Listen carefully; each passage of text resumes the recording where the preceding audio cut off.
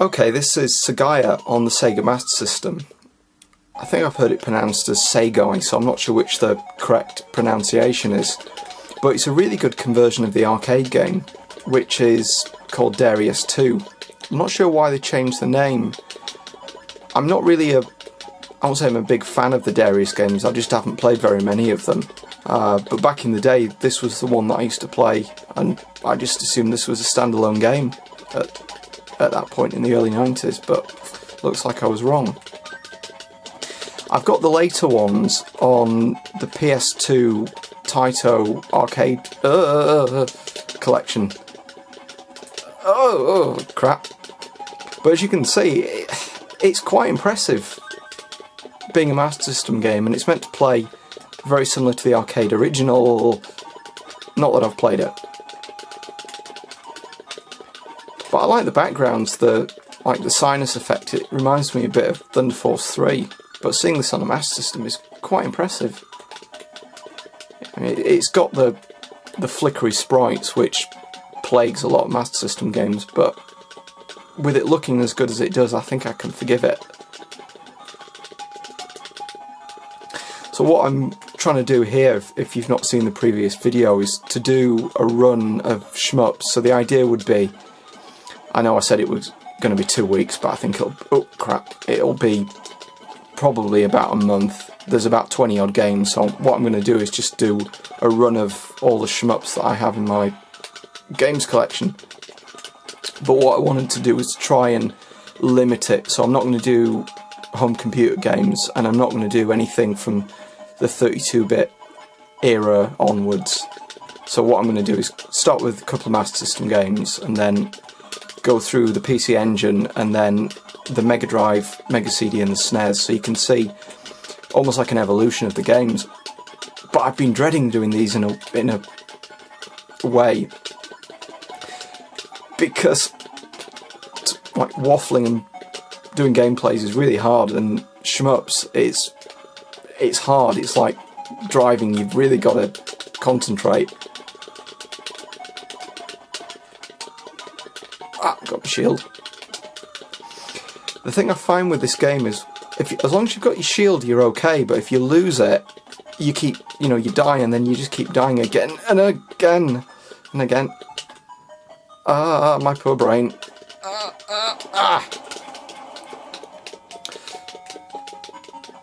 I was watching a video by Retroballs, Sean, at the weekend, his Welcome to My Gaff, and he was talking about, does alcohol improve your ability to play games?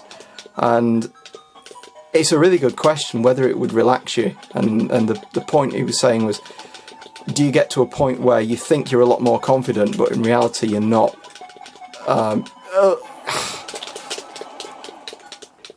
Yeah. Not sure with that. I think the bullet hell shooters, I'm not sure if I'd classify this as a bullet hell one, but you've really got to have your wits about you, and reaction's important. I think playing these kind of games as a teenager, or probably later games, probably it'd be the Saturn era games, I could play them a lot easier than I can now. I think it's just getting old, and there's too much crap in my brain. This is a really nice trick that they do. You notice that the background goes black, and the way that they can render this really big sprite is that they use the background as like background tiles, and it's the background moving up and down, which is cool. So it's in a way it's scrolling. You've got to hit this little support droid, and then you've got to shoot it in the mouth.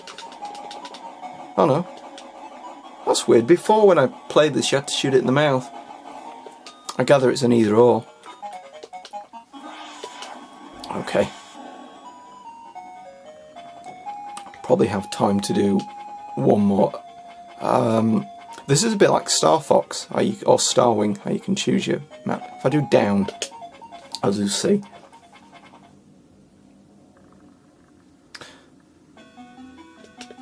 Ooh, that looks nice. The smoothing? Scrolling I haven't been drinking any beer, honest. The scrolling's really smooth on this. Although the gameplay isn't.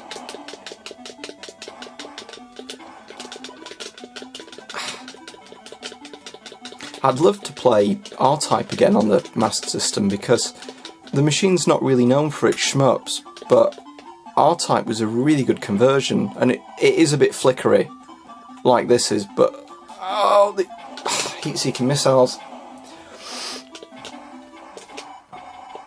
Yeah, I'll give it a. That's a really annoying game over screen. At least I do get to continue.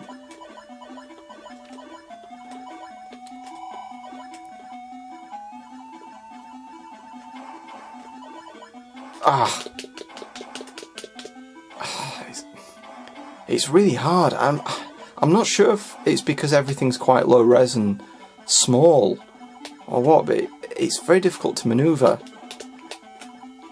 With a lot of shmups you get like a third button that lets you set the speed of your ship, but on this one you can't. You're moving slow all the time. How do you? Oh, you can shoot the heat-seeking missile. I do enjoy shmups, but I'm not very good at them.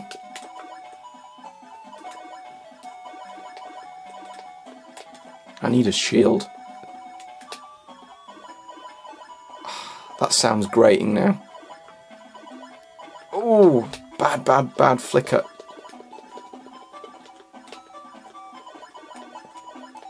I think it's quite impressive to see, and you'll see it on later videos, just how much of a difference there is between the Master System and the PC Engine, because I mean graphically there's not that much difference between the PC Engine and the Mega Drive.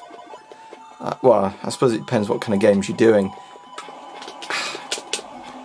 but compared to the Master System there's just no comparison. I'm really surprised it didn't do better, but I wonder, particularly in the West, I think it was because it was released too late. I think if it had been released a couple of years or a year or so after the Master System in Europe, it would have probably done a lot better, because visually PC Engine games are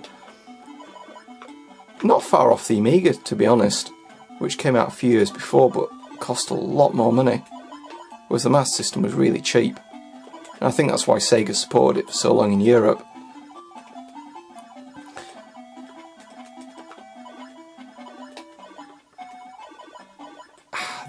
The flicker's annoying because you can't see the bullet. You can't see the bullets. Right, I think I'll leave it there. As you can tell, it's a hard shmup, and yeah, that's pretty much what to expect for shmups. You know, the early 90s ones. It's really good. I think if you're looking for a good shmup for the Master System and you've already played R-Type, I think you'll enjoy this. The other one that I'll do next is Xenon 2, which is a really good conversion, and visually it looks good, but it has a few flaws, which a lot of the Master System games tend to. So you'll see that on the next video. So thanks for watching.